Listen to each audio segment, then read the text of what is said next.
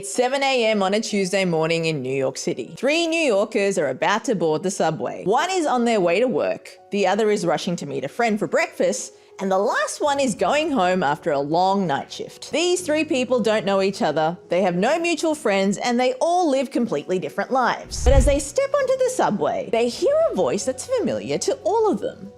Stand clear of the closing doors, please. Charlie Pellett, also known as the most recognizable voice in New York City, is a voice artist for the New York City subway, and his voice is heard by no less than 8 million people every day. He is responsible for the "stand clear of the closing doors, please" announcement that you just heard, as well as the dreaded "ladies and gentlemen, we apologize for the delay" announcement. For someone as iconic to New York City, many may be surprised that Charlie was actually raised in London. You would never ever think by listening to him now, and that's because when he moved to America, Charlie was mocked by the other kids for his English accent, and so immersed himself in American radio in a, I would say, very successful attempt to rid himself of the accent. Charlie fell in love with radio at a young age, and his first exposure to broadcasting was making morning announcements at his high school.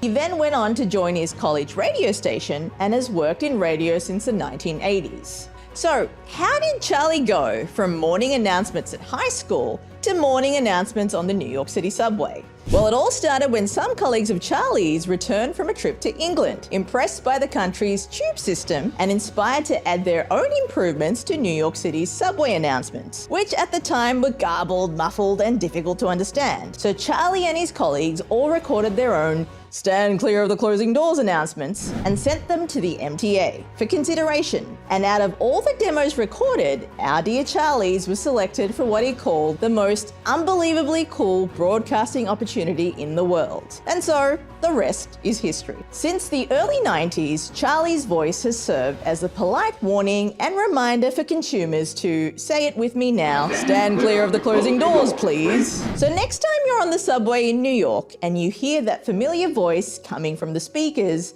be sure to whisper a quick "thanks, Charlie" as you hop off.